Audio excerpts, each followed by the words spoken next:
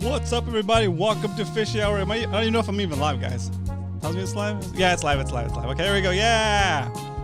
Welcome to Fishy Hour, guys. Today is Wednesday. It's bait fishing with Roman and Brian. Let me get Brian in here real quick. What's up, Brian? How you doing? Welcome to the show. Roman, how are you? Awesome. I'm doing great. How are you? Pretty good. We made it another week. We're here Wednesday. Yeah, right? Oh, it's been a long week. This time change is killing me. I feel like it's like midnight right now. I don't know why. That's so funny. It's dark so early. No, it's true. It's pretty dark early. I'm gonna turn you up a little bit. Here you go. Yeah, I definitely prefer summer when it gets dark at like 8 p.m. Yeah, when it was getting dark like at 8:30. Very cool. Yeah, now you get home from work and you get about a half hour of daylight. You're lucky. Like, time change sucks. All right, so let's do some shout outs. Let's do some shout outs real quick. While I do some shout outs, guys, do me a favor and share the show with a friend. Share the show with a friend. Let's see. Exclamation point. FH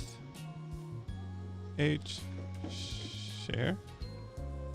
FH share. Okay, the there we go. Look at that.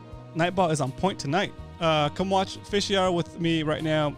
fishyhour.com/live. So copy that whole statement, put it in a text, put it in a message to a friend on Instagram, a message to a friend on Facebook, a message to a friend on Twitter, I guess, if you use Twitter, or even text your grandma. We're gonna get some bodies in here. Yell it out the door. Yeah, exactly. All right. So do me a favor and share that. And I'm going to do some quick shout outs. What up, Salty Dangler in the house? You said, shook. With the Q at the end. All right. Coach Werf TV says, let's go. What's up, Leonard? MMFC, everybody. What's up, everybody? Eric, welcome back. Good evening, Max.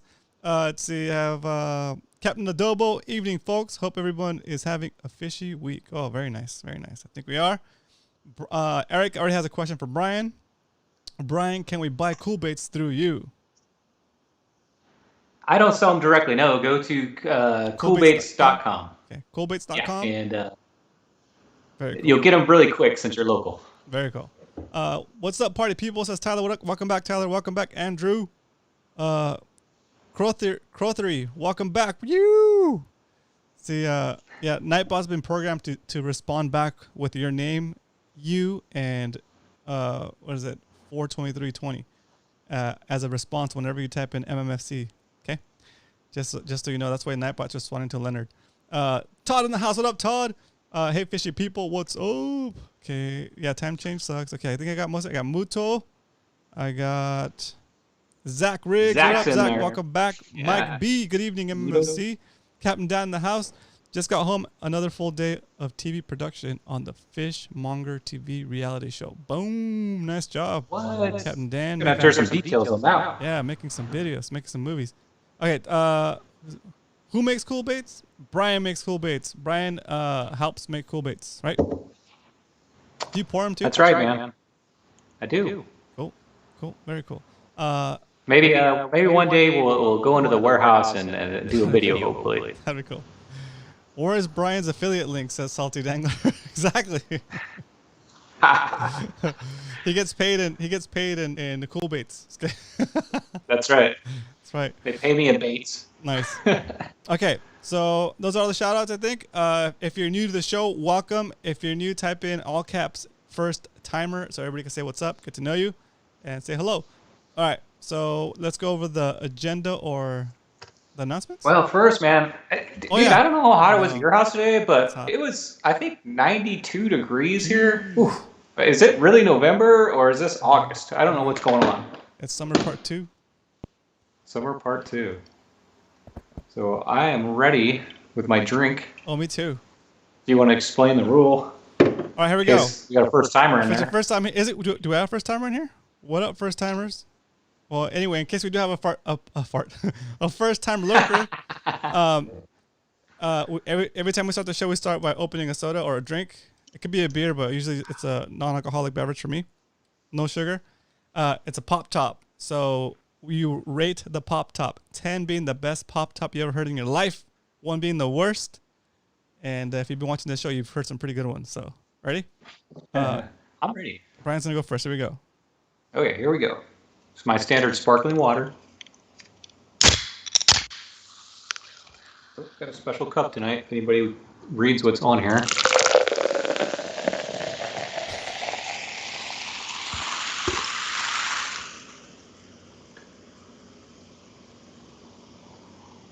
I'd be surprised if anybody knows what that is. The Marauders map? Yeah, the That's Marauders map from Harry Potter. That's awesome. I don't know where this cup came from, but What's up, Aaron? Welcome back to the show. Let's see, Zach. Cool. Oh, 12.8.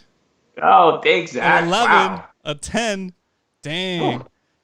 Art message on Discord. TB Metal art message on Discord. Oh, what's up for TB Metal? Oh, you messaged him? Yeah, it's cool. All right, here we go. I'm gonna do mine. I have my other mic set up over here. Here we go. Here we go. Ooh, hold on, what happened? Uh-oh. Is this thing on?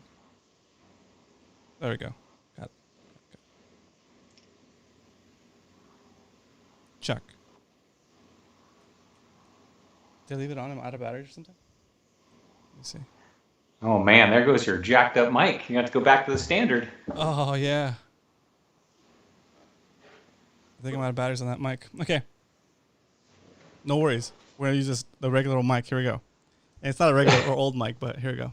Yeah, that's not exactly like a stock basic mic.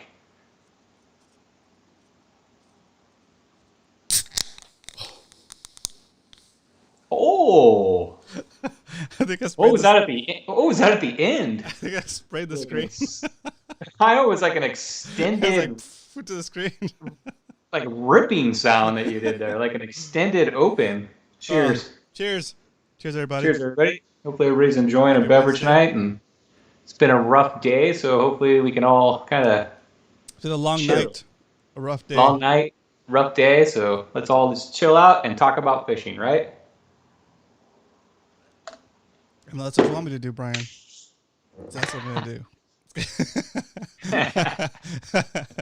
A 3, what? Done. What? Misfire. Courtesy 8. 11 for the rip. There we go. Thanks, Salty. I knew I could count on you.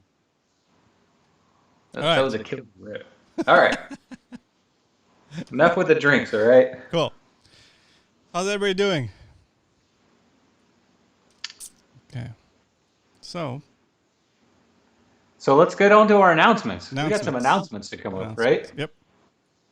I'll make the first announcement, Okay. which is, guess what we got coming up, guys? We're November 14th. We've already set the date. It is, I'm just giving you guys a heads up, Kidcaster tournament, November 14th.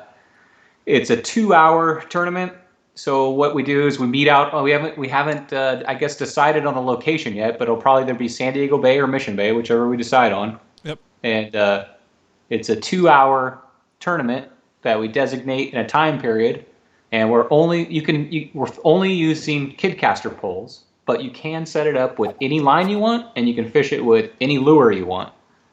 So, and it's similar to our last tournaments where we're going to be putting a fish on our measuring board, taking a picture of it, and posting that on Discord. And at the end of the 2 hours, Roman and I will judge the pictures, and there'll be 4 categories: first place, second place, third place for longest combined 3 spotties, and heaviest fish, which you need to own a scale in order to enter that category. Heaviest fish, I mean heaviest spotty. And then biggest other, any fish you catch longest in length. So November 14th, that's a Saturday coming up, guys. So if you haven't got a Kidcaster pole, you better get out there. They sell out quick. Last tournament, I think we bought them all out, everyone in town. So we're joking. Better get out there before there's a run on them. There's a run on. Go ahead. You mind if I give a pro tip on this too? No, go for it. I shouldn't call myself a pro Kidcaster, but if you get one, I recommend trying to find one that has a drag. Some of them have like a preset drag, right, where you can't adjust it, and some of them have this little knob up top, and you can actually adjust the drag. So if you have a choice, get the one with the drag. Hey Todd, I know it's hard for you to get out with us on the weekends. What days can you get out? Let me know in the Discord and we'll set something up. It'd be cool to fish with you. Heck yeah. I want to give a shout out. Look back here. See this? Yeah. That's my 20-inch spotty Todd made for me. TB Metal Arts. It's killer. I know it's kind of hard to see. It's way back there. My lighting's cruddy, but it's awesome. Go back a couple shows where I unboxed it and got it, I think, about 4 weeks ago. And cool. Todd makes a nice spotted bay bass. Looks really good. Yep. TB Metal Art. Link should pop up in the chat if you guys want to go check his work out. Good. Okay. Yep. Let's go back to split. All right, awesome. Oh yeah, and just because we're doing shout outs to TB Metal Art, you guys know this is a beautiful yellowtail done by Todd himself. Okay, so there it is. Beautiful work donated to the show. Thanks, Todd. Perpetual show sponsor. Show sponsor. See? There it is. Sorry. Adjusting the camera. All right, cool. So was it? I guess our next announcement is this weekend's fishing. Yes. This weekend's fishing is going to be it's going to be we're not going to fish, or we're not fishing as a group. I was starting to stir the pot and figure out when we could fish, but it looks like the wind is going to be up. It's possible rain too. Yeah, impossible rain. So that got the chop. So we're not going to fish this weekend as a group, but you're welcome to do what you want to do. What up, Fishy down there? Aloha. Welcome to the show. So we're not fishing as a group this weekend, but we do have the Kidcaster Derby the weekend after this weekend, right? That's right. And I think next week's show, maybe we'll decide on where we're gonna have it. Yeah, probably good, huh? Yeah, it's gonna be on the it's gonna be on the 14th, guys, on Saturday, and we're gonna do it the same way we did it before, where we're gonna have the normal fishing session that we usually have, and we're gonna pick a window of like the best current. The best time to fish. That way it's like more intense and you're more likely to get bites. Okay. Unless the weather doesn't cooperate like last time where we were like fogged out for a little bit. So, all right. Yeah, that was crazy. Maybe we should plan for fog and just try to make it after the fog burns 11. Off. That way we're not sitting out there in the morning. Anyway, that's the plan, guys. We're gonna try to pick the best current to fish and then do that for the Kidcaster section. That'll be again 2 hours of fishing with it, and Brian already went all the details for that. The other thing is CCA's what's it called, what's official? It's Slay the Bay. What is it? Oh, Day at the Bay. Day at the Bay 2. Yeah, it's happening the weekend after our derby, which November is 21st, I think. The 21st, yeah. Which is November 21st. For that one, it's I think it's a $25 buy-in. You guys no pressure if you guys can't spare the $25, but if you want to go represent, we can go try to do another MMFC. We'll try to get the MMFC sweep. So that'll be on the 21st. Man, we were this close last time. I know. We missed it after the sweep. We missed it by Captain Dan, or if Arnie's on here, do you guys know where you're doing it? Is it any bay, or is it going to be in San Diego or Mission? It's at San Diego Bay. Oh, perfect. Okay, cool. Okay. Very cool. And you can register on their webpage. They have a link where you go, and that's how you pay to enter it. Okay, cool. And I just put that there in the chat. !CCA is going to get the link. So ccacalifornia.org. Looking for sponsors. And I like that tournament, guys, because that $25 is going towards fighting for our fishing rights, I guess you call it. Yep. Our fishing. They're the ones that keep an eye out to fish for our fishing rights. So good tournament. All the proceeds go to that. Salty Dan says he's looking for a sponsor for attorney fees. Nice. Very cool. Very cool. That's a good point you bring up, though, Salty. We need to talk about that later. We should have an MMS anyway. Well, we'll talk about that another day. But anyway, it's a good idea, Salty. Captain Dan says go to the calendar tab and the event link is there. Okay, cool. There you go. All right, so those are the two things coming up. What else? Oh, on last Saturday, right? Last Saturday we went we went out. I guess we'll recap last Saturday. Yep. We went out as a group and we met at about 7-ish in San Diego Bay. We met kind of our normal area in front of the Spanish Landing docks over there, and I think for winter, I think we had a pretty good day. I mean, I think everybody was catching fish. It seemed like everybody, one person in particular, was catching a ton of fish, but and it wasn't me. And but I think everybody was catching 7, 10, 12, 14 fish. It seemed like a pretty good day versus I think Mission Bay the prior week, which was pretty slow, right? Yeah, that was super slow. Yeah, so I don't know, maybe that hot weather or maybe the water conditions were right, but I think it was a great day. I think we had a productive day. Yeah, that was good. So that makes me feel like we should maybe do the tourney in SD Bay. Because it could also, our Kidcaster tourney could also serve as a warm up for the CCA one. Yeah, like, but do you want to make it easy? What do you mean, on us? Mission Bay is tough, but yeah, Mission Bay is tough. But I think it's a better strategy to pre-fish it.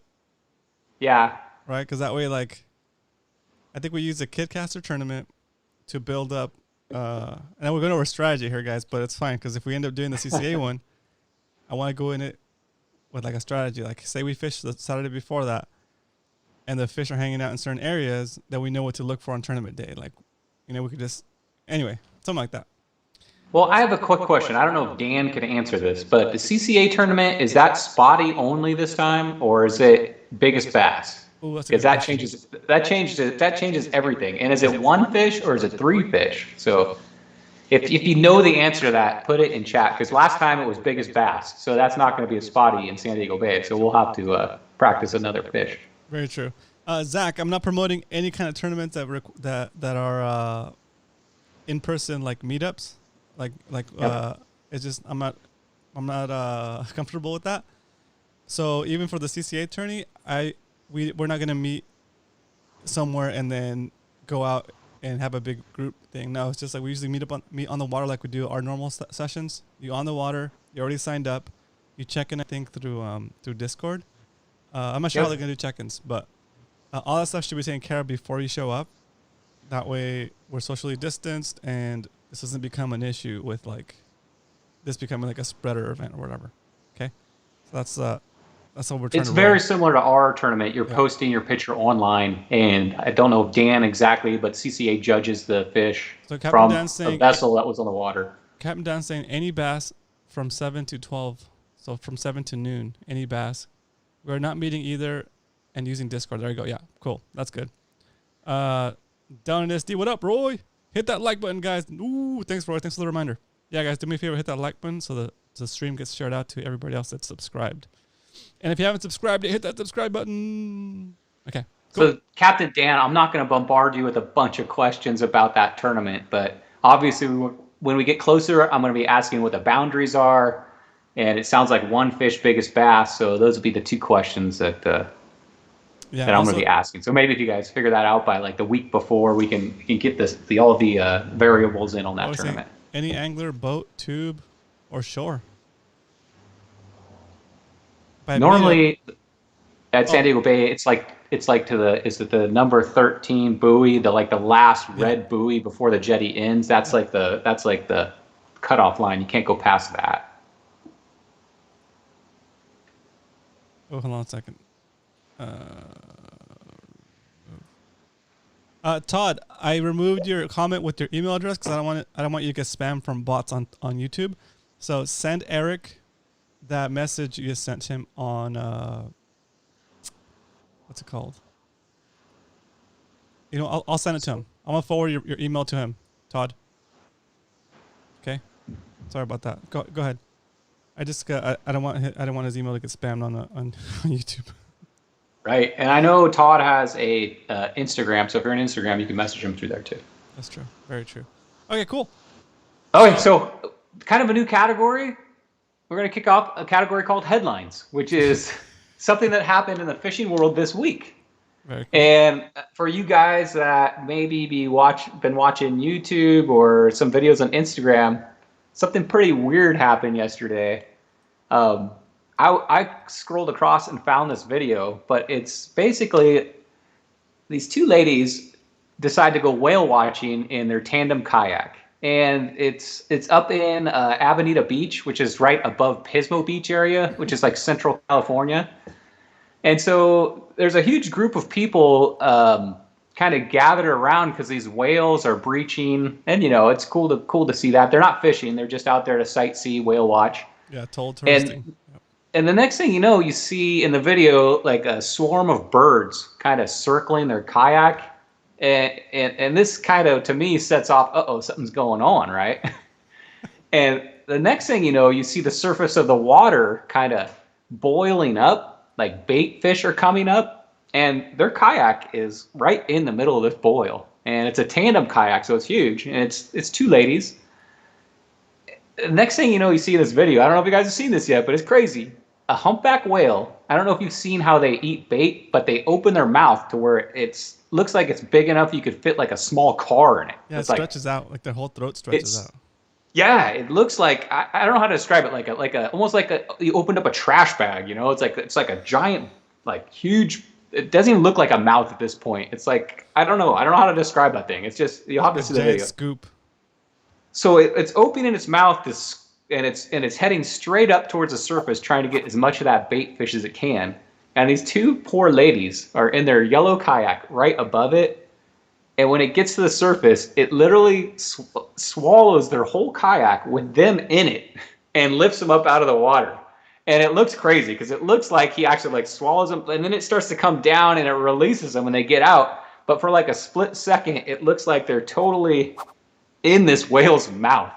So that's so crazy, dude. Like, there's like a piece of the kayak sticking out, and one of the lady's legs sticking out the whale's mouth. It's crazy. That would be such a scary experience. It just happened yesterday. So you can go on YouTube, and if you search "humpback whale swallows a kayak," that's probably the big headline. Yeah, there's and the cool thing is there's like 3 angles of it. Actually, there's an angle of somebody kind of from a distance. I think that's the one you watch, Roman. Yep. And then there's one that's closer up, and then the actual lady was filming it as it happened. So you could see a view of her holding her cell phone, and she's like filming all the bait come up, and she's like, what's all that? And then next thing you know, it's engulfed by water. Wow. So, I don't know.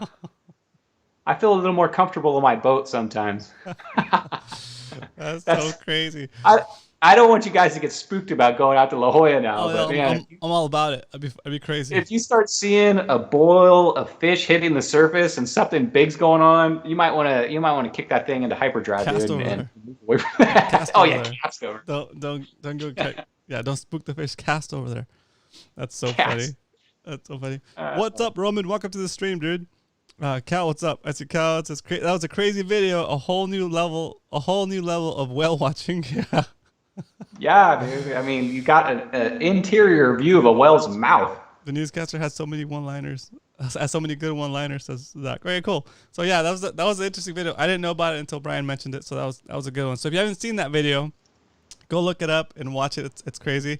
I would post a clip here during the stream, but I don't own the rights to that video, and I don't want to get this episode flagged. So that's why we're not showing it. But we'll let you know about it. So giving you guys a little bit of homework. It's cool. Yeah, it's been like on our local news channels. They're showing it. It's like it's a pretty exciting looking video. I don't know, for the kayak world, that seems pretty interesting.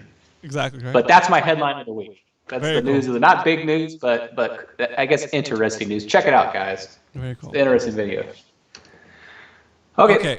So I guess Jinx. topics tonight.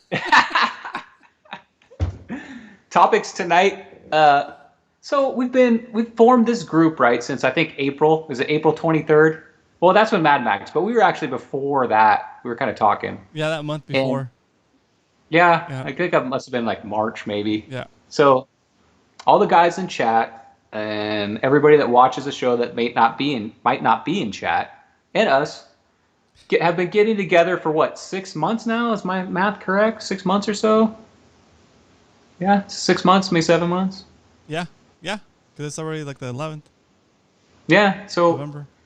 That's crazy. I guess kind of what I wanted to talk about was, in this 6 month time period, I've seen so many. We talked about a little bit about this on Monday. We've seen so many people teach and learn and I think this program has developed people, maybe not into better fishermen, but maybe I guess better fishermen, I but think we've better, yeah. learned from each other. Like it's weird because somebody will mention something about their A rig. Okay, then you try that, then they try that. And it's like a trial and error periods that we've created together, learning from each other. And I wanted to talk about, hey, what have you learned in the last 6 months that we've talked, and what maybe something you've taught somebody too. Yeah. I mean, personally for me, I think I didn't invent the A rig, but I've given the A rig this huge push, and I love fishing the A rig. And I've noticed a lot more people are kind of getting into that. So I'm hoping that people that have started fishing the A rig, I know a few of you guys have just started it, are learning how to use that thing correctly and finding out that, hey, that's a pretty good fish producer. So something that I think I've taught is, maybe not taught, but at least, hey, give it a shot kind of deal. You know, Yeah. maybe you didn't even say give it a shot. Like you, I know what you're going to say. I know what you're going to say. Hey, give this a shot, fill in the blank. Oh yeah. No, I was my go-tos were my go-tos were the A rig, Ned Yeah. rig, and crankbaits are my go-tos. But I just kind of like started getting more fish on the Ned rig and just kind of like specialize in that, and I would troll the A rig from spot to spot. But what I think I want to focus on today, guys, is not necessarily like, oh, tell me how I made your fishing better, or tell me how Brian made your fishing better, or how I made your fishing better. No, I want you to tell us something you learned from somebody else in the group that has helped you in becoming a better fisherman, or something that you get a lot of questions about from other people in the group as well. Like, so it's kind of like I guess it was kind of intended, but it's kind of like also, I guess, unintended, that this has become kind of like a what do they call it? Incubator for anglers, I guess. Almost you like could say. to me, it's almost like a fishing classroom 101. I mean, we're all kind of talking, and I might mention something, and then you bring up something, and then we read chat, and everybody's kind of putting all this input in, and we're all taking in this knowledge, basically on spotties and halibuts. And I've seen it. Our group, the MMFC, get better and better and progressing better pretty much every month. And I see guys that were catching maybe one or two are now catching 8, 10, 12, 14, you know? So that's interesting. Yeah. And we're heading into the harder part of the year to catch fish. So now that you've got that base knowledge of summer's a little easier, we'll see how it goes into winter, if you can take all those skills and still progressively catch fish throughout the winter. It seems like. Yeah, that's good. And then so let's talk about like winter fishing. Like the normal pattern for winter fishing is kind of like, it's a grind, right? Like it sucks. It's especially from shore. It's hard to get bit. For me anyway, right? But when you're out there in a group, and see, Salty's saying those who fish together learn together. That's right. So, but when you're fishing with a group, and even if the bite is bad, if there's like one or two like standouts that are getting a ton of fish while you're not getting anything, you're like, well, why are they getting fish? We're fishing the same area, right? It's like, well, maybe it's not. But if you were fishing by yourself, you could very easily say, there's no fish, and just move on or give up, right? But if there's other guys right next to you catching fish, you're like, okay, what's going on here? What am I doing different, right? So I think that's And the cool thing too, I think, about this group is we're not like full of secrets. We're not like hiding everything we do. You know, we don't give exact specifics, but you know, if somebody says, "Hey, what'd you get it on?" Oh, I got it on crankbait. You know what I mean? Or I got it on the A rig, and it's kind of cool to find out. Oh man, the A rig's working today, or the crankbait's working today, or like a Jet when he got that calico on the jerkbait by the rocks. That kind of taught me. I would have never thought of fishing that over there. And now that Jet taught me that, hey, that jerkbait could get those fish right by the rocks. And now I've worked that into like a rotation of something I hook up and fish in that area, just because of that big calico. And thanks for teaching me that, Jet. I've always taken the jerkbait and I've thrown it out in open water. Yeah. That's kind of been like just cast it out in open water, trying to get topwater stuff. But he was casting that in the rocks, and he was successful at it. So I learned from that. Hey, that works there, and that's one of my experiences where I learned something. That's very cool. Let's see, Joe V, what up, dude? Welcome to the show. Welcome to the stream. I think this is not your first time. You've been here before, so welcome back. Do you guys think it's Do you guys think there's any scenario where you could use an A-rig bank fishing? I'd be afraid that again that thing getting snagged. Yeah, it's full of hooks, and when that thing gets hooked up, you have to work angles. So if you can't work different angles to get it off the bottom, if you've only got, did he say shore pounding? Yeah. Yeah, you Stinger, can. X Stinger, we But are in San Diego, dude. Welcome to the stream. Sorry, go ahead. if you're going to do the A-rig from shore, I'm definitely not a shore pounder, but I would think that I would try to find like a sandy inlet or a spot that's kind of sandy, not rocky like riprap, you know what I mean? So when you're casting it in, hopefully you're not going to get snagged on anything, you know, like a beach going into the water. But I have a friend, he fishes, I've seen him fish the A-rig from shore, like the Recon XL. He's fished that from shore. Don't know, okay, it's caught halibut from shore. But yeah, you run the risk of getting it snagged, of course, and it's kind of harder to recover it. Also, I saw this weekend, some of you guys were trying to, I think Salty might have been trying to do like a weedless setup, right? That might be an option from shore. Yeah, I don't know how and if you want, I could show that weedless setup. Me and Salty have both been working on that. And I think, go ahead. And I think the other thing you want to do from shore is you want to kind of hold your rod tip up, so it's easier for your A-rig to swim off the bottom. So you're not dragging it; you're more like swimming it, right? So it's higher in the water column. So those are the two things I would say. Maybe do weedless hooks, and then also do hold your rod tip up or like at a 45, just so it's off the bottom, not dragging across everything. I'm sorry, I just don't have a whole lot of, I don't have any experience with shore with an A-rig, so I'm not the person to ask on that. Right? So I can't give out good advice on that. It's not good. But I think if I was going to sandy, I'd look for like a beach. Get out there as far as I can. Very cool. See, Zach says, Bo helped me figure out where to put my lobster hoops. Oh, nice, dude. Yeah, exactly. Yeah, little things. So little things like that, right? Yeah, and you really can't buy that kind of knowledge. I guess you could if you hired a guide, but when you go out with a group, there's no real book on that though, like hoop netting off a kayak. Well, no, I'm saying like if you hired Scotty to take you out, he could teach you that stuff. Yeah, that's true. But you're on your own vessel, you've got your own gear, and it's the perfect opportunity to watch, observe other people, and then ask questions while we're out there, and then we can actually follow up stuff on the show. So it's worked really good that way. Yeah, I like having the. So I'm starting to refer people that ask me questions like on social media or like just they email me. I'm starting to refer them to the show here, so they can come here to the show, ask the question, and not only get help from me by just typing them a message, but they could get help from me speaking to them, and actually from you guys too. So I think it's a good pattern to kind of keep building off of.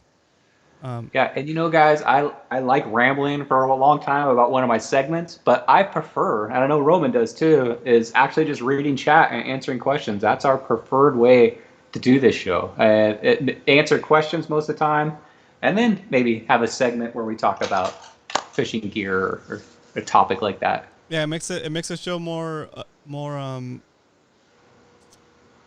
interesting for you directly and more helpful because we're actually answering the questions that you have that you need trouble with, or that you need help with. So that's true. Let's see. Alex says, shoot, I'm late. What up, Alex? Welcome to the show. Alex? No worries, dude. You can always rewatch the replay. Oh, yeah, that's another thing. That reminds me. There's a lot of folks that watch the shows after because they're either at work or driving or whatever. They can't watch it live. So shout out if you're watching the replay. We appreciate you watching. If you have any questions that we can't get to in this episode that somebody doesn't bring up, but you still have that question, do me a big favor. Let's do this going forward. If you're watching the replay, leave your questions in the comments, and we'll start the next episode with whatever questions you guys left in the comments. Okay, that way the person that's watching this in the replay has a way to interact with this, because I'm sure they're probably thinking, man, I wish I could go there live and have them answer my questions. So that's a way for you to leave your questions. Is that cool? Heck yeah. Me and Roman always look at the comments. Yep. So put a comment in there. Question would be perfect. I'd love that. And don't forget to hit the like, guys. We get like hundreds of views, but we're not only getting a few likes. Give us some more likes. So the more people we get in here, The more questions will come up, the more we can answer, the more we're going to learn. Very Let's cool. grow this community. I see HTX Polestar in the house. Look at that. Texas MMFC chapter over there. What's up, Oscar? How you doing? Hey, let me give a shout out to Oscar. He's still out there cleaning up trash. I saw he cleaned up another bag of trash. You're the man, nice. Oscar. Keep it up, man. Very He's nice. cleaning up his area every time he goes out. Very nice. Cool. Okay. So, do we have anything else as far as announcements goes? Before we go on, I have one announcement I want to make real quick. Okay, go ahead. Cool. Okay. So I know Aaron is working on a tournament. He's trying to do with. I think he's trying to get some guys to fish against some guys from LA. It's like a little competition he has going. If that's something that interests you, please hit him up on Instagram. Okay. He's @AKruger_DFA. Aaron, if you're in chat, say hello so people know where you're at, and just type in what your Instagram username is. That way, if anybody's interested in helping you out or doing that tournament with you, they can hit you up that way.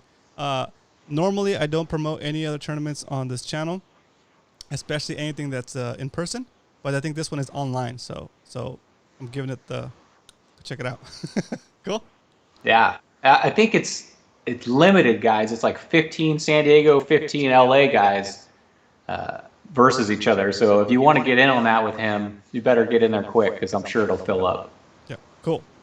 Awesome. There's a lot of good stuff coming up. Also, I don't want to let the cat out of the bag too quick, but like Eric is working with us on something that's really cool. So we're still trying to like get all the details sorted out, but that's another thing coming up too that you guys have for next year. So good stuff coming down the line. Aren't you going to give a little hint? Yes. You want me to give a tiny hint? It's about it has to do with an ongoing fishing competition. There you go. That's good. A series. That's good. A bowl. Series. A bowl? Cool. Oh, there it is. At @AKruger_DFA. What's up, Aaron? Cool. Yeah, 15 on 15. There you go. Cool. Okay. All right. He's on, so now I get to ask my question. All right, go for it. Last week, Aaron, I wore my Gandalf costume for Halloween on the show. I don't know if you saw it. Yes. But I was waiting for you to get on because I want to ask a question. If you guys know who Aaron is, he's the guy that catches a fish, and you'll know him when you see him. He's got this long beard, holds his fish like this and his pole like this, and he's got this long beard. Trademark. Aaron, it's like a Gandalf beard. Have you ever got your beard caught in your reel while fishing? I need to know. Well, that's a good question. I mean, like when you're fishing, you're here, right? Yeah. He's got that beard. Dude, Well, have you ever wound that thing up in there? Or like when you set the hook hard and you're like, oh, and then your beard. So inquiring minds want to know what's going on, Aaron. Yeah, Aaron, let us know. Have you ever caught your beard on your reel? That's an interesting question. Very cool. Cool. Okay, so what else do we have as far as if you guys have any questions, of course, throw them in the chat. Any comments? Anything you guys anything you guys think we should be focusing on for the next month for November?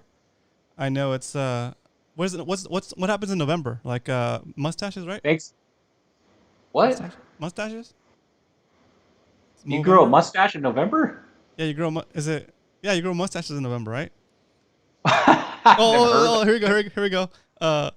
Aaron says, yes, twice. It killed my reels also. Oh, what? Oh, dang. Nice. That sucks. Was it like a bird's nest? I need a description. Man. Did you have to cut it out? That's Wait, funny. let's get back to this mustache. So every November you're going to grow a mustache, so you started today? No, I can never grow a mustache. I can grow a mustache for a year, and this is what it will look like right here. This is a year's worth of mustache. I always pictured if you grew a mustache, it'd be like the guy on Princess Bride, the Antonio guy, that little Spaniard kind of mustache, like a little. That'd be awesome. I would love to have a handlebar mustache. Like that. That'd be so sick. That's so funny. Oh yeah, it's No Shave Movember. That's what it is, Roy. That's right. No Shave Movember. It's just the 4th, so yeah, maybe. I had to rip it out. Ouch. Oh, Ugh. Ugh. Okay, so Coach says it's soup bin season. There you go. Oh yeah. November is surf perch season and soup fin season. There we go. Very very cool. And it's sand bass. Sand bass are right now. So sand bass are coming into the bay. So sand bass are out there right now too. Nice, nice. Okay, very cool. Okay, Okay. so Well, okay. I want to answer a question that was out when we were out on the water. I can't remember who asked this question, but it's something they asked in Discord while we were fishing, and basically they had caught a spotty, right? And the spotty had swallowed the bait, or not bait, whatever they were fishing. I think it was a jig head with a swim bait. It had swallowed it so deep that he felt like if he pulled that thing out, it would kill the fish. So I wanted to talk about the topic of what do you do when your spotty swallows your bait and it's so far in there that it's basically hooked back behind that tongue, or you can see right where they're like it's esophagus. not their gut, but yeah, esophagus kind of closes up, Yeah. and it hooks their esophagus, and that's kind of like a soft area. And when you go to grab that, you pull it, it looks like you're pulling its whole esophagus out. So what I'm going to recommend on that is first you need a good set of these, which is your needle nose pliers. I know most of the time it gets them in the side of the mouth and we just kind of pop it out with our hands. We don't even use these. But if it's deep down in there and you have a set of these, you can gently try to stick it in its mouth and twist it. And if it looks like it's going to damage a fish, I would say abort. Don't do it. What I like to do is reach in there and pinch that barb if you can, and then reach in there and cut that line as close as you can to the head or the eye of whatever's in its mouth. I'm assuming it's going to be like a swim bait because they don't usually swallow crankbaits and stuff like that. So cut that as close as you can, and then you're basically going to lose that lure. If you can get the swim bait out of its mouth, the rubber swim bait, get that out, and then toss it back in, and those hooks will rust away, and hopefully that thing will be able to spit that thing out. Cool. I like to use these Is hemostats. that a hemostat? Yeah, Yeah. it's got a bend and Yep. it's got a lock too. So if you once you got it on there, you press it down and it'll kind of lock. So now you can't open it. And as you go all the way, you got like 3 teeth in there. It's locked. It's locked pretty good right there. You have to actually pry it up and over so it unlocks, and there's tension on it. Okay. So what I like to do is, if the hook is in the fish, look at that hook. Yeah. See, this part's in the fish. I'll take these hemostats and I'll put it in so that the bend is facing away from the hook barb. I'll get it on the bend of the hook, not here. On the bend of the hook, and then you kind of just pinch it all the way so it's all the way locked down. All 3 teeth are engaged, and then you have a better chance of doing one of these. Yeah, it's that twisting motion. It's not a yanking it out motion. Yeah, it's not a bam, because it can just make it worse. You gotta. That's the whole point of putting on the bend. You gotta twist it. You gotta twist it out, right? Because at that point the barb is going the wrong way. So that's a barb, right? And if you twist it, hopefully, yeah. So you want to kind of, yeah, that's the way I do it. And I give it like maybe 1 or 2 attempts. If I can't get it, if it pops off, I'll usually just cut the line, right?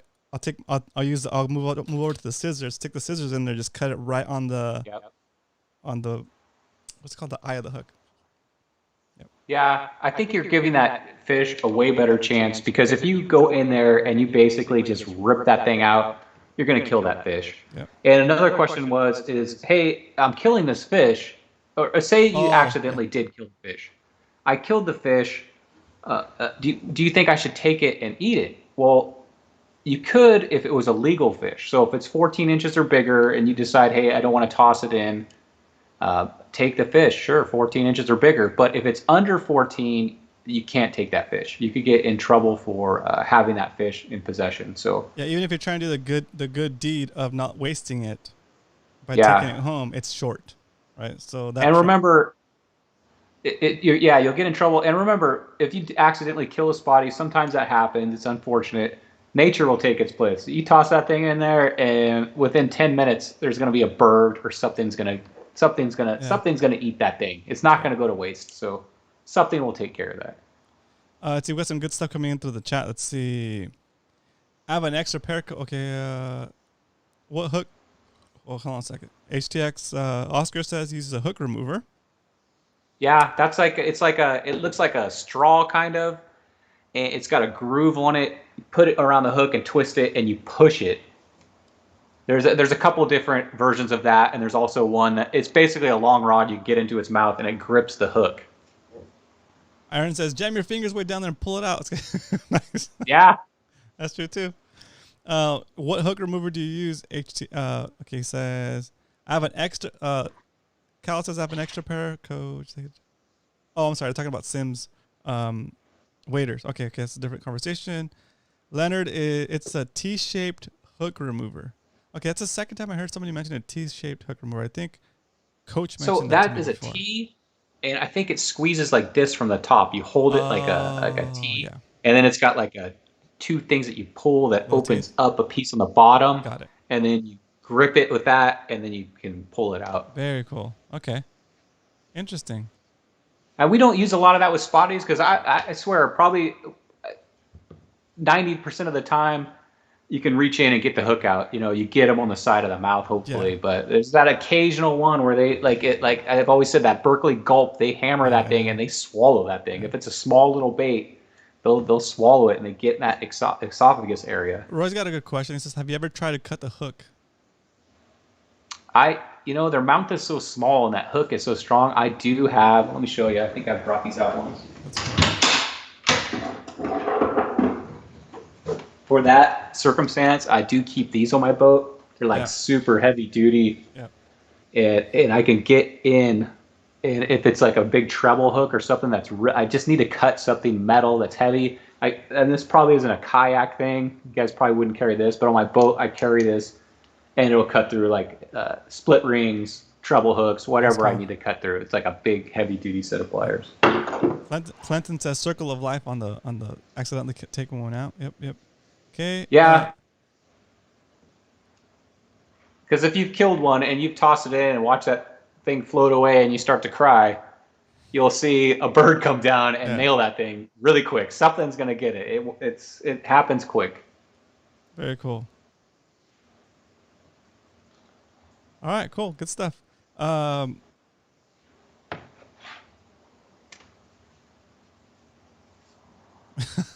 That's for removing railroad spikes. You know what I really carry that for? I'm always afraid that I'm gonna get stuck with a treble hook one day. Yeah, that's what I was thinking. And I carry that. I carry that so I can push the tip through and cut the barb and the whole head and pull it off. That's like, it's really my emergency set. Brian, I used a smaller version of that to remove an infected molar. Yeah, I think this is called. Actually, I don't know what this is called. It's for removing finish nails in carpentry. You pinch the nail and you roll it and it pulls it out. That's what it's designed to do. Very cool. That's funny. It's not a fishing item. It's a construction item. Yeah, whatever works. Cool. Whatever works, right? Oh yeah, I have the All right. Go ahead. If we don't have any more questions, we can move on to talking about the weedless A-rig. So hold on. It's kind of sorry. What's that? On Saturday after I took off, did Muto get attacked by a sea lion again? What? Is it that yellow kayak? Yeah. Or was that just from Saturday? Or sorry, from Friday? Okay, we're good. Okay, we're good. Okay, go ahead. That was from the Friday before. Okay, good. I know on Saturday there was a pretty aggressive one out there. It literally like just sat there and watched me for a long time. They just they know something's going on. Yeah. They'll just sit around there and it's weird. They just stare at you. Okay, that was like, okay, hey, can you give me a fish? Yeah, right. Okay, that was just Friday. I just double checking. Cool. Okay, go ahead, Brian. Hey, you know what's weird? The whale that swallowed that kayak, that was also a yellow kayak. Is there some kind of coincidence here? I think it was just luck. They just happened to see samurais on. We better ask him. Is that one? Right. Is that? Are people getting attacked in yellow? Salty getting all technical. He said those pliers are called end cut pliers. Yeah, I think Salty is an ex-carpenter, so he would know that. Right there. All right, go ahead. Sorry to interrupt. While you're doing Oh, that, no I'm gonna problem. prep something over here. Go ahead. Okay, so something I've been working on is like a shallow water A-rig. The A-rig I currently fish is this guy right here, and I've got it rigged up with 1/8 ounce jig heads, dart heads from Cool Baits with a 1/2 ounce on it. And this is my normal A-rig setup. But when I'm casting this in like 5 feet deep of water, literally when it hits the water, I'm cranking it just so it doesn't get snagged up in all the grass. So I'm trying to come up with a method of being able to fish an A-rig in really shallow water, like 5 feet or less, and not have to keep my speed up so fast, something that can drag through the grass slowly. And what I've been experimenting with is this guy, an A-rig with no weights on it. All I've got is offset hooks that I Texas rigged, hooked directly up to split rings.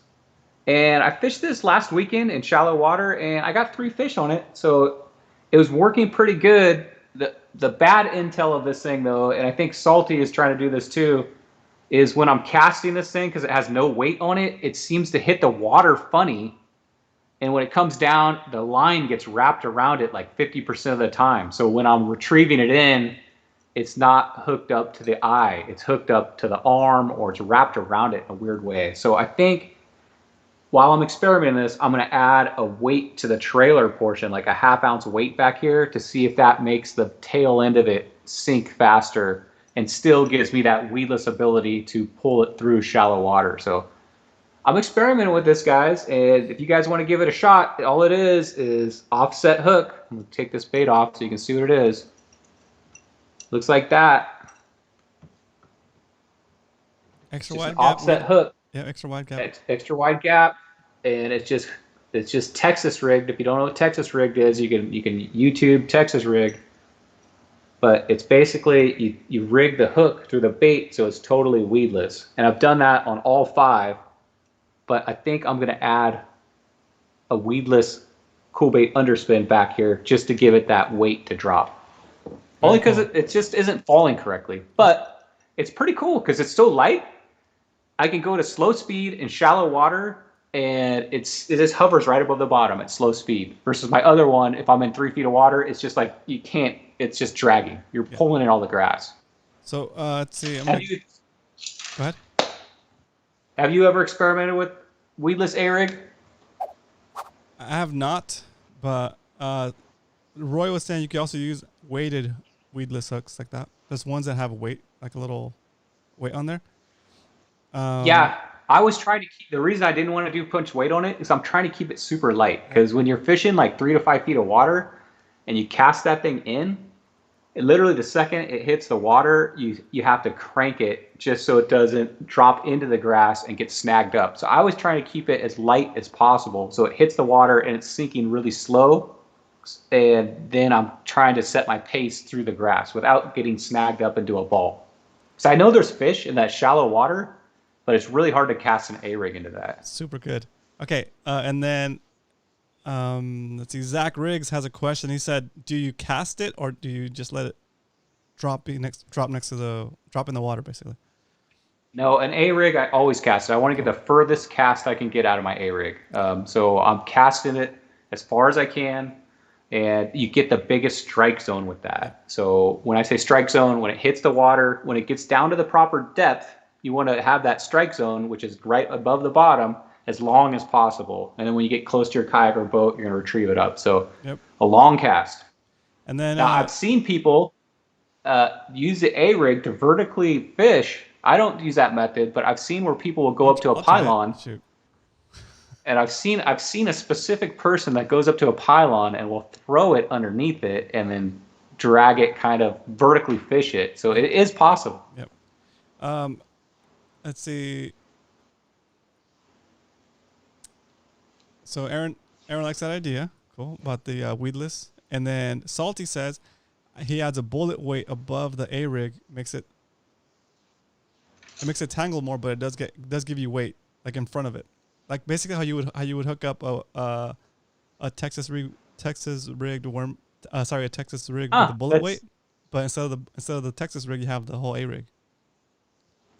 It was working good, but I don't know. I haven't figured it out yet, but when it drops down, my line is wrapping around one of the arms 50% of the time, and I Okay. think it's because the back is coming up like this. So my Oh, theory is that if I add a weight, just one weight to the back, it'll fall no. correctly. So okay, so for me, I think that's what I. You have to put more tension on your cast. You won't be able to cast as far, but you basically have to like as you're casting it, you don't want it to turn Yeah, in the air. You want to kind of have the tension on the spool, so it's still letting line out, but the tip of it, the front of it, is under tension basically throughout the cast. So that when it lands, it doesn't land like on the line. So I know it's kind of a weird doesn't do a one. flop. Yeah, yeah, it's Yeah, kind I know what you're talking about. So yeah, right before it hits the water, yeah, you put tension with the thumb so that it brings it around and yeah, the line is facing you. yeah, It's not facing the back. And that's a technique you'll learn. yep, You've got to cast it and then you'll use your thumb right yeah. before it hits water. And that's one of the reasons why you're going to also use a bait casting reel when you're Yeah, using I these. use it. I use it. I do the thumb thing even while I cast it. When I cast it, like when I normally cast like an underspin, for example, I'll roll cast it. I'll be like, boom, and just kind of flick it out, Yeah. flick it, and like flick it so I go straight into the dock or straight under the dock.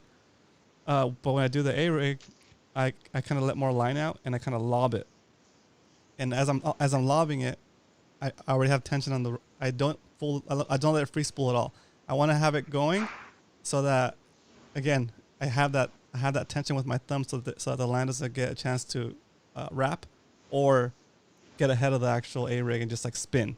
I want it to kind of like Yeah. right because if you do And, too sharp of a cast, it sends it kind of like tumbling. Anyway, yeah, you want to have like a yeah, fluid motion, I guess you would call it. yeah, Like when you're saying you're doing a flip, that's you're not like this. You're like yeah, a fluid motion. You want yeah. it like It's a you're big throwing a loop. rock almost. You know what I Yeah, mean? yeah, Like yeah. a pendulum, Hmm. like you're Yep. throwing it out there. That way, it's not like I know what you're saying. So you're not flipping it. It's not twisting in the air. It's got to be a fluid motion. Yeah, Yeah, it can't be. that's It the can't be. same way I cast my Can't be rig. twisting. Yeah. Cool. Okay. Sweet. And it's nothing worse when you pull up your A rig and that line is kind of wrapped around because it takes forever to get it out. So it's just practice, I think. But with this setup, to be continued. I'm gonna keep playing with this, and if you guys want to try figuring out a weedless A rig, I don't know. I haven't heard of many people trying to make an weedless A rig or Yeah. experimenting with it. So maybe that'll be our science project You know right what would now. be We're gonna another. figure out how to make a weedless A rig. You know what would be another cool thing? This is just random. I'm seeing. I think they're talking about foam on. I think a fishing rod maybe. Like for like so that if you drop your rod it floats. But what if you put a little bit of foam on those arms, on two of those arms, so like it suspends instead of sinking Like an actual piece of foam, or something? Yeah. like turning 'Cause this into a top water. Is that what you're not saying? like a mid water. You have to like, like Well, go ahead. know what I would do? I would get the floating Z-mans, rig Yeah. it up like this. You know Yep. what I'm talking about? Yep. Floating swim baits. Yep. If you get the Z-Man float, so if you rigged it all up, no weights with the Z-Man, it would sink super slow. Yep. Anyway, that's cool. Floating swim baits. That's a Anyway, great see, idea. I like that idea. but the cool thing, guys, and this is good, this takes us back to the beginning of the show, is we're going through all of these iterations of A rig setups. Okay. So almost everybody in this channel or that watches us or that fishes with us has a version of an A rig, right? Some of us have like the D rig, the the XL rig from Recon Baits, Yeah. the Here's my the ones here's that the you D get from rig. Amazon, the ones that are 2 arms, 5 arms, 3 arms, 4 arms, whatever. And so Yep. you're watching everybody else's A rigs and you're seeing how they're set up and you're seeing, okay, is that guy getting bit on that A rig? Okay, well, not so much. Okay, maybe that's not the setup for me. But then you're watching other guys that are getting bit on their version of the A rig. So now, okay, you're like, okay, well, let's try to get more closer to that guy's setup than my setup. Or like you're basically going through a ton of setups that you don't have to pay for setting up yourself, right? To me, that's like, yeah, exactly, Let right? everybody else do the work, kind of. Yeah. Kind of. Kind of, right? Like how much money would it cost you to go and set up, like, for example, 10 different A rig setups, fish them, see if they work during the same situation? You couldn't do it. It's just Yeah. yeah. And even if you had all those different A rig setups for yourself, are you going to go on your kayak and have 10 different setups and fish them all the same day so you can see how they perform compared to each other? No, it's like, it's impossible. But anyway, So since you're talking A-rig, yeah.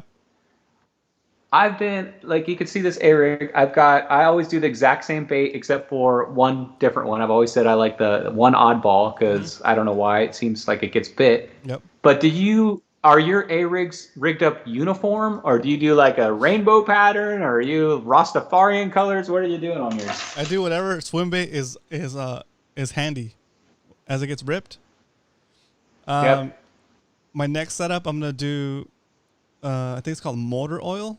It's a color of this. It's a Z-Man motor oil. I think it's a 5-inch. So my next one, I'm gonna do all motor oil. I bought a 6-pack of those or a 5-pack. So I'm gonna do all motor oil, all same color, all same length. Nothing unusual about them. And I'm even gonna do. Did you say 6-inch? I think it's a 5-inch. I think it's a 5-inch. 5-inch. 5 or 4. It's 5 or 4, but it's a 6-pack, I think. Yeah, and that's a dark brown, I'm assuming. Yeah, so it's kind of like a caramel natural color. Yeah, like a caramel, like oil. Looks like oil. You know, I subscribe to that theory because you can see all my A-rigs are kind of matching. But I went out with a guy, the actual owner of Cool Base, Justin, and he came out with his A-rig set up with like a purple, a blue, a red. And I'm like, dude, what is that? And he passed that thing out and caught 3 calicos at once on that thing and was getting bit all day. So this takes us back, though, to our back here to this, which is our science project. I wonder if A-rig colors matter, and if they're looking for a uniform one, or if they're more enticed by one that has like 5 different colors on it. And that's kind of a interesting theory. I've seen it work both ways, so maybe color doesn't even matter on that too. So yeah, I think really it comes down to what you're comfortable with, and I think the I don't know. I just I see the bait in the when you're fishing the kayak, you're pretty close to the water, so you get to see the bait like up close. And when there's these you're matching the hatch. Yeah, you're matching the hatch. You can see these little microscopic, like not microscopic, but like a 2.5 to 3.5 little school of little fish, a little fry, I guess you call them. And that's what's getting chased around, right? Like, and is it a good idea to be fishing like 5-inch baits around? I mean, in my mind, you want to match what they naturally eat. If they're eating a little gray bait fish, you want a little gray swim bait about the approximate same size, right? You would think that. Yeah. But guys are throwing chartreuse out there on A-rigs and catching fish, and there's nothing in the bay that's chartreuse that I know of. So that goes back to our science project, though. So, I mean, I always try different things on my A-rig, and I'm like you. If, say, I have 4 grays on there and one breaks off and I don't have a gray, I throw on a green, and I still get bit. So, if you don't have 5 of the exact same baits, maybe it's over a month period, it's going to be all different on there. So, I don't know, guys. What's your experience, I guess, with matching the hatch or going a Rastafarian color? What are you doing on that thing? Yeah, and while you're doing that, guys, do me a favor, hit that like button. We're up to 31 concurrent viewers and 20 likes. So hit that like button. Before we go, we're gonna talk a little bit more about this topic, and then do we have anything else after this? We got a few things, but it's 8 o'clock. So do you guys want to go another 10 minutes, or are you guys with the time change worn out? We're good with the topics. I want to show the video of Muto getting harassed. Oh yeah, definitely show that. We'll do that at the end of the show. Okay, so stick around for that, guys, and do me a favor, hit that like button before you forget. Okay, cool. So, any other questions about A-rig setups, or any tips that you think are good you want to share with the group? Keep on topic and get them. Cool. Go ahead. I understand if you guys got a secret setup, you don't share it. That's your deal. but me and Roman, we're pretty open. We're pretty much an open book. We share at least 50% of our secret tips, right? Yeah, exactly. So Leonard says he throws chartreuse on his A-rig. Nice. And then Salty says, after no stream yesterday and no group outing this weekend, keep on going. Nice. Right? 2-hour show. Right. We could probably go 2 hours, but yeah, it's the time change, man. Everybody's up late last night. Salty said all my baits are secret. Nice. They're all secret. Wait a second. I remember Salty. I saw his entire box Yeah, come from Tackle Warehouse. I know every single thing you bought, dude. I think he's kidding. I think he's kidding. Heavier I know baits. he is. Heavier baits on the bottom. 2 baits, so it turns straight. Yeah. So Oh, I think got in it. our Got it. A-rig Yep. setup, we talked about that. So Yep. on these 2 arms, if you're trying to get these 2 trailers to always turn and be on the bottom, you might put 2 heavier weights on the bottom to get that to turn. Like say you want 2 greens on the bottom at all time, and you got grays up here, and you want those 2 greens, you could put heavier weights here. Yep. I don't do that because the way I rig it, if you watch the A-rig setup video, is the way I rig it, it's rigged up with this eye facing forward, and it pulls it through the water that way. I think when it hits the water, if it's all even, whatever way this is pulling upward, this eye, that's the way it levels out. And you know a good way to test that? I would love to go back to your A-rig video that you shared last week and see how that thing, if the eye on the front of that is doing what I think it is, turn vertically, if it's because you have a video of that thing going through the water, the A-rig, to see if that is actually the way it turns. You know, the eye of it facing vertically, pulling on the line. I'll have to watch that. Yeah, we'll need to check that out. That's a good point. Okay, so give me a sec. Yeah, not to cut you off here, Roman, but I would love to see. Okay, we're talking A-rig theories now, right? Yep. Bigger weights on the bottom, weedless. Can you get that camera out there? I'll rig up like 3 A-rigs. We'll talk about our theory of what we think they're gonna do, and you film to see if what our hypothesis is, if it actually happens. That'd be a good science project, dude. That's so good. Yeah. That'd be a good science So project. you could. Science project. I'd love to see that weedless A-rig underwater to see exactly what it's pulling through grass, what it looks like. Yeah, I think that's a good one. Let's do it. So yeah, let's do it. You bring the camera, I'll bring the A-rigs. Okay, that's fine. That works. Okay. So I got the screen set up so that Brian is on one side and I'm on the other side, and you can watch our reactions as we watch this video of Muto slaying the Barracuda. Okay, so for the record, let me go back to main screen real quick. I'll be right back, Brian. Stay tuned. Oh, there you go. There it is. Get rid of that. Okay. If this is I live streamed this on Twitch, so here's my Twitch account, romancastro.com/Twitch. If you're interested in watching those live sessions from the kayak, okay? I usually go every Tuesday, but I missed this Tuesday because I was watching the election stuff. But anyway, here we go. So go back to split screen. Actually, let's go to shared screen. Here we go. Here is the video. Here's how it started. So we got to this area where we're catching a bunch of barracuda, and out of nowhere, this like seal pops up next to my kayak, and it's like really close. It's like unusually close. I'm like, what's going on? So here's where it starts. Let's see. I don't think I'm going to be able to see it. Are you watching? I am, but I can't see the video. No. Oh, okay. Trying to see how you can see it. Point my Skype camera at your screen. Oh, you're right. Hang on a second. This is complicated, but hang on. This is the easiest way to do it. Yeah, it's true. Okay, can you see it? Oh yeah, I can see it now. Okay, yeah. Okay, here we go. Ready, guys? Here we go. Let's see.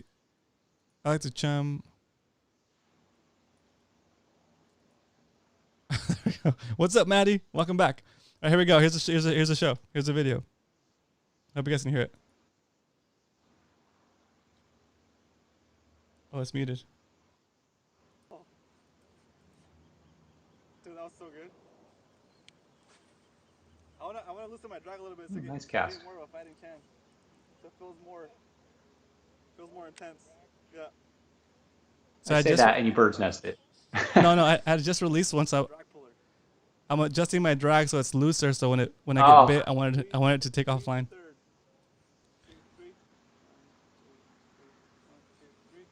So I'm trying to like figure out how long the pause should be. There's Muto in the background catching. What are you fishing? Look, there's Muto in the background. He's on a barracuda right now. That pause is key.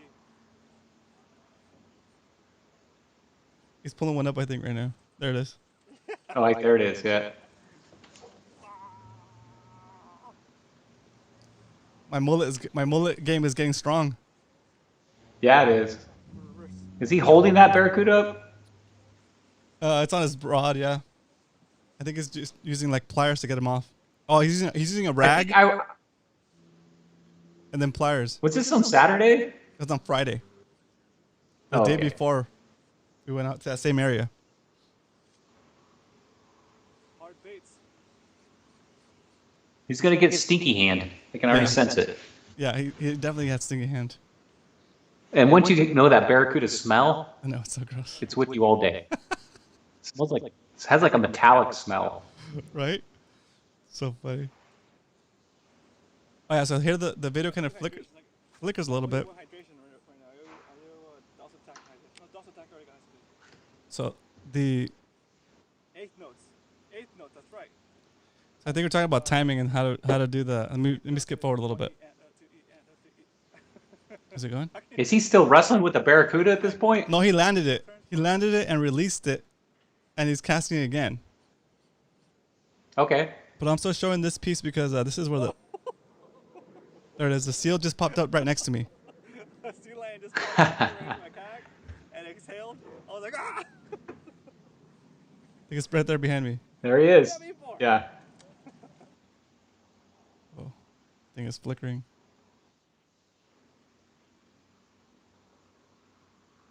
Yeah, maybe. It's always a battle with technology. I know. Maybe I'm using too much internet.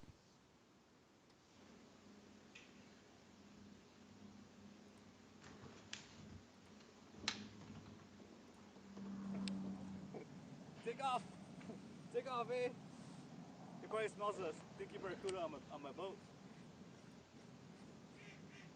Okay, so here we go.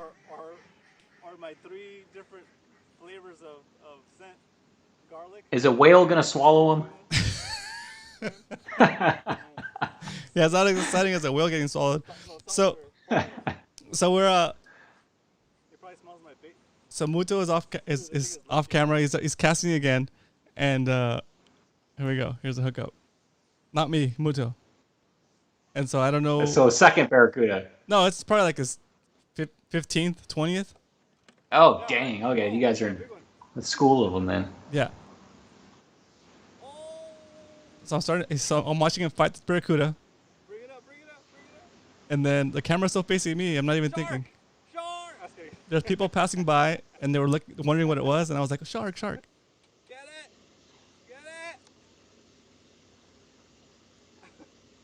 Oh! Then the seal came out and tried to grab it.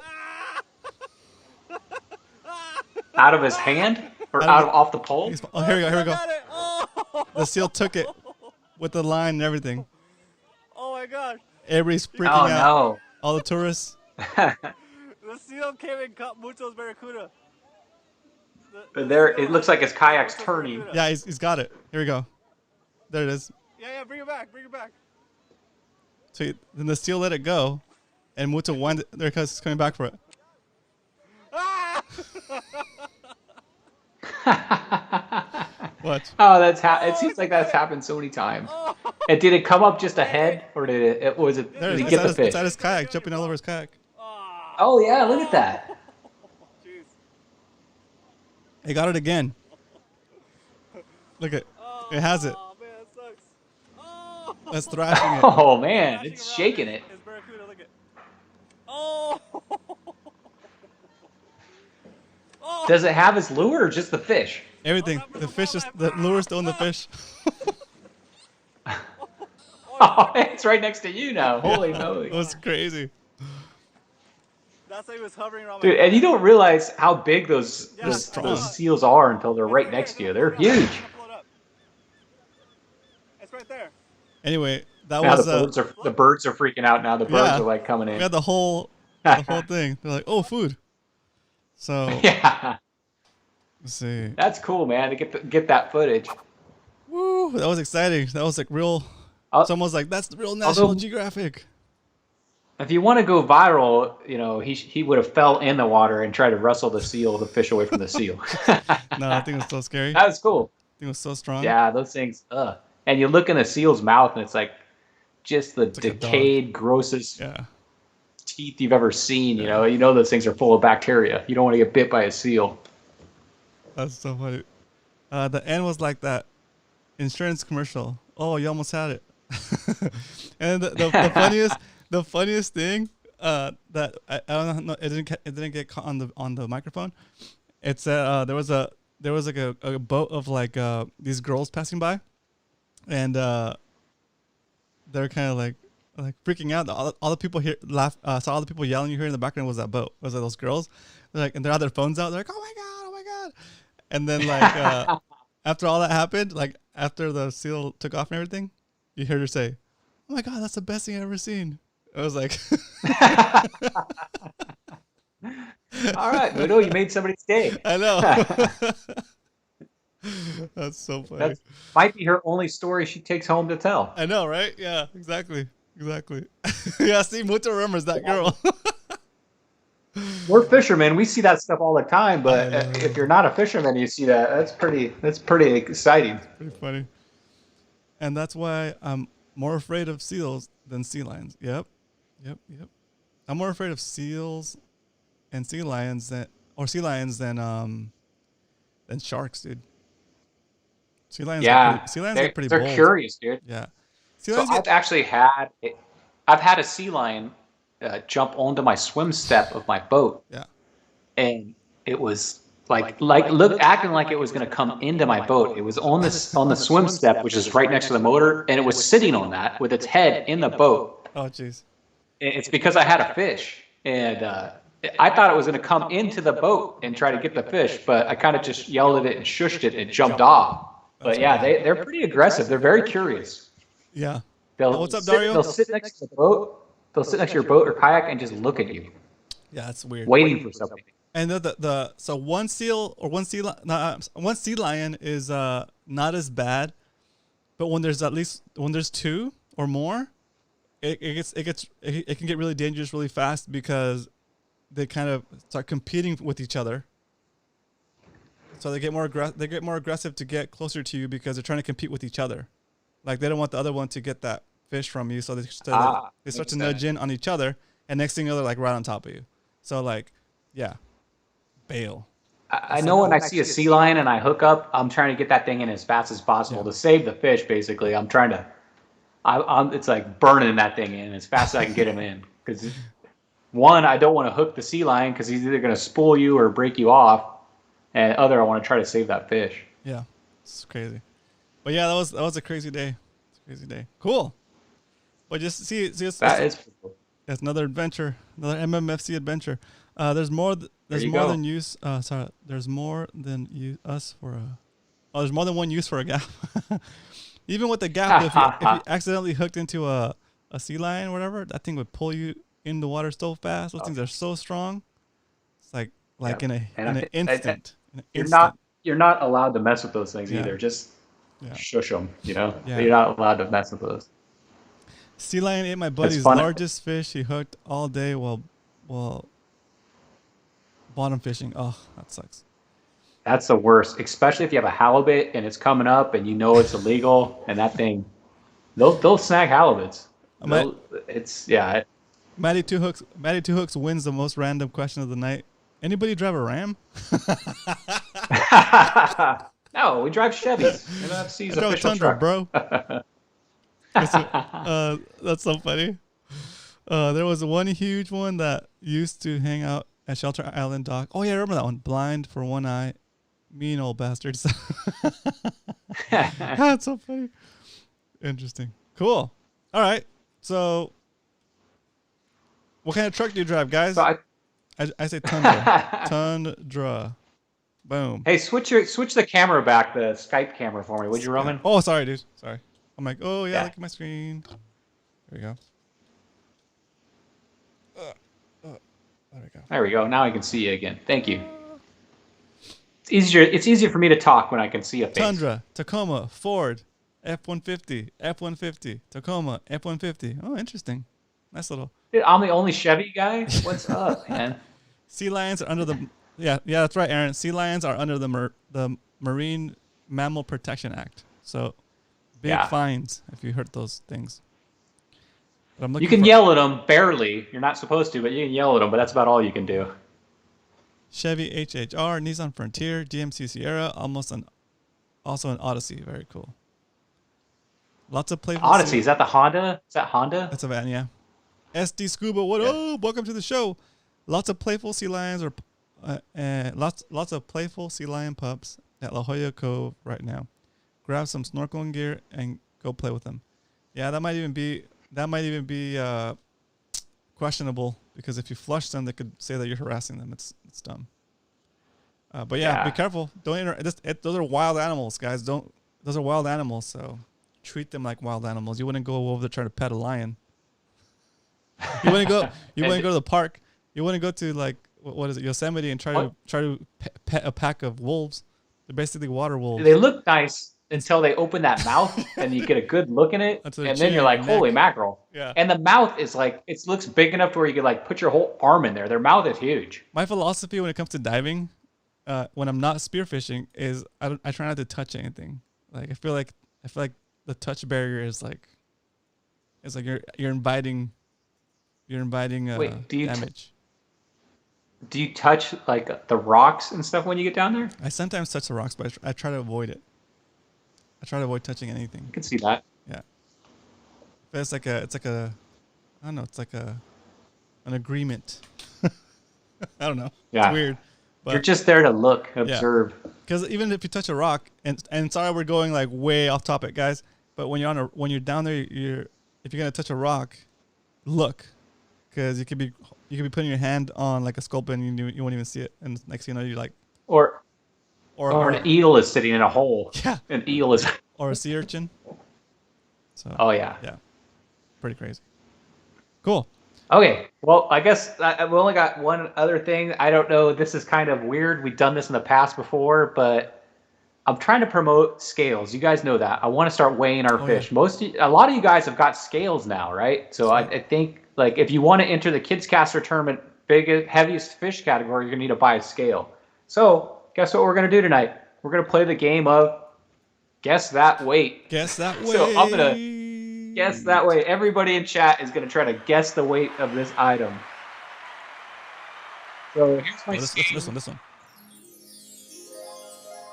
Yes. Guess that weight. So I ravaged through my boat to find something to weigh that is like a common item that maybe most people will know kind of what it feels like, the weight. And it's something that I'm thinking about using in the next couple of weeks, just because I'm interested. I'm bringing out my swim fins and my snorkel mask. Nice. Because I plan on. You picked the wrong time.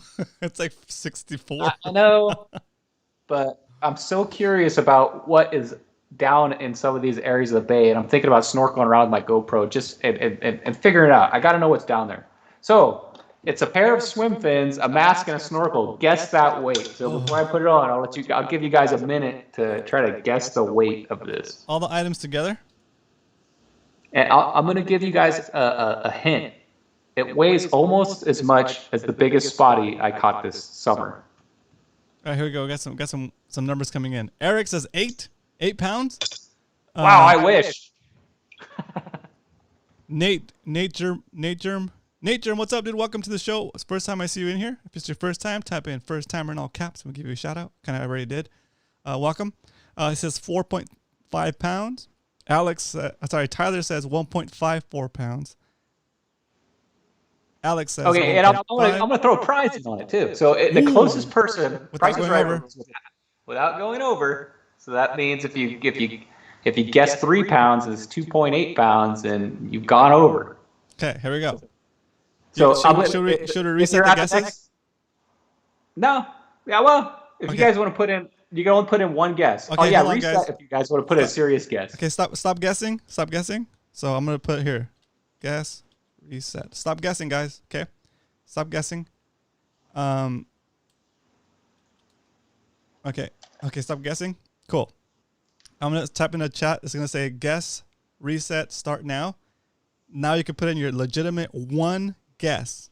Your goal is to guess the weight of all this kit without going over. Don't guess yet. Here we go. And I'm gonna give somebody a cool bait lure next time I see him. So next time you're out on the water, so you're gonna have to pick it up. Okay, here we go. Fishy down there. His official guess is 2.2 pounds. Jesse says 2.5. Cal says 2.3. Two Geeks 3.2. Mutual 3. Zach 2.15. So Nate Germ says 4.5. Alex says 4.2. Dario 2.5. Roy says 1.8, 1 pound 8 ounces. Okay, I'm gonna wait. I think most of the guesses are coming in. All right, let's go. Here we go. Can you see it? Let's see. I don't have a drum roll, but let's go. A rim shot. Oh, 2.82. 2.84. 2.8. It's bouncing between 2.84. Well, let's hold it still. 2.82. 2.82. So the biggest spotty I caught was 2.79 this summer. So very it's cool. And that's what I want to do is put a perspective on how heavy 2.8 pounds is. So to catch a 2-pound spotty, you guys are finding out that you've got a scale. It's not the easiest thing to do. You not only have to catch like a 15-inch, but it's got to have that gut. It can't have that head with a skinny body. Dang. So keep at it, guys. I don't know who's hit the 2-pound club this yet since you've got scales, but keep at it, guys. And the whole reason I'm promoting the scale is because remember I'm trying to get that line category still to go for world records, and I want somebody in this group to have the world record line category. So I have the closest one, but he went over was Salty. He said 2.85. Oh, just over. Ooh. So what was the Price is Right was? 2.82. So 2.5, I think, is the next closest. So 2.5, but we have two 2.5s. Jesse said 2.5, and so did Dario. 2.5. All right, they both win. If that's closest, boom. they both win. If this is a tie, that's cool. Tie at 2.5. Yep. Cool. Very All right. cool. So next time you see me, Jesse, next time you see me out there, Dario, let me know. I'll hook you up. There you go. Wait, I got one more thing. Oh, shoot. That's my most important thing of the night, remember? Can't go without you're right, this. you're right. Oh my gosh. All right. That was such a good entry into closing out the show, but let's do this. I know, but I love this part. You know, this is my variety part of the show. So here we go, guys. Sorry, hold on. Full screen. There we go. If you don't know, every week I suggest a movie, one comedy, one science fiction, and me and Roman both love movies from the 80s and the 90s, so they're always from the 80s and 90s. So start off with our comedy that I'm suggesting you guys watch this week. I'm going with The Great Outdoors with John Candy, 1988, and this it's got a little fishing in it. I think it's got some funny stuff in this. It's like an outdoors family movie. John Candy, Dan Aykroyd, hilarious guys. I'm giving The Great Outdoors 3 out of 5 max. Oh, very nice. Good family, wholesome, funny movie. Okay, now next, the science fiction movies. I know I get kind of weird on these.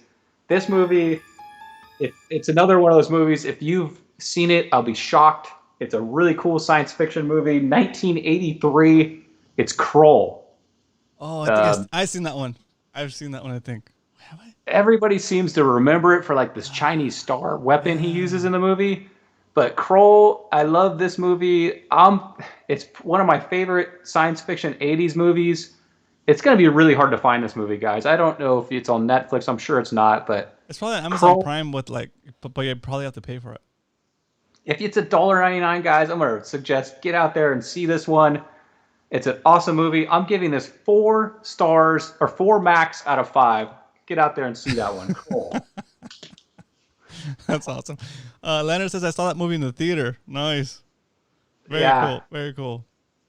He probably hasn't seen it since either. It's a really kind of rare, but it's got some really weird, creepy scenes in it that are like are scarred into my brain as a kid. Like this old guy has his claws that come out of his hand and grabs me on the neck, and That's funny. It's kind of creepy. Cal says my little brother made one of those star knives. Oh, that's cool.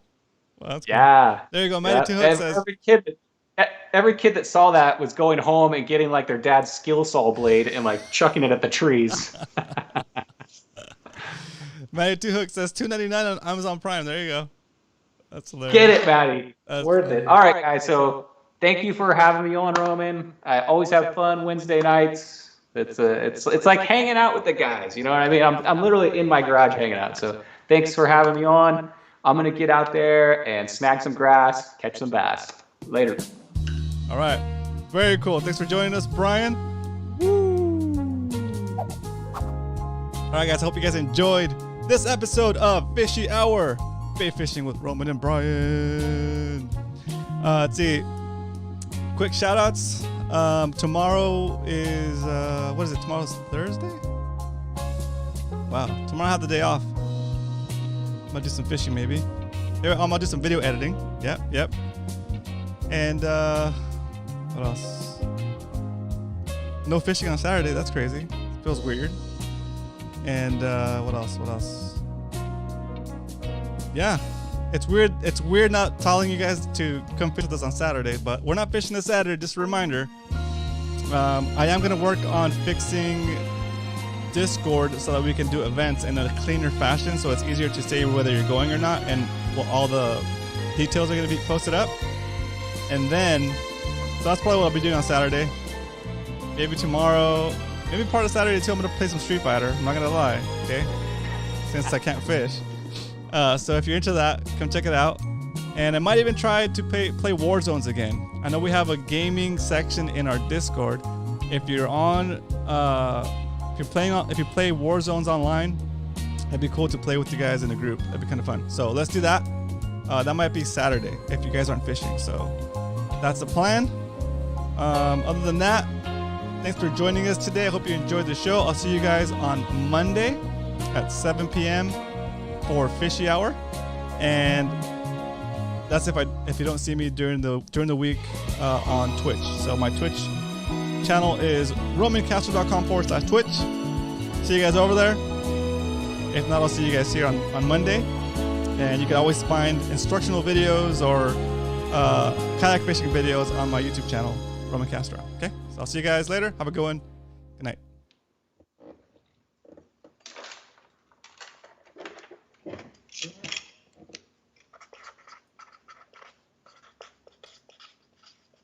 Okay.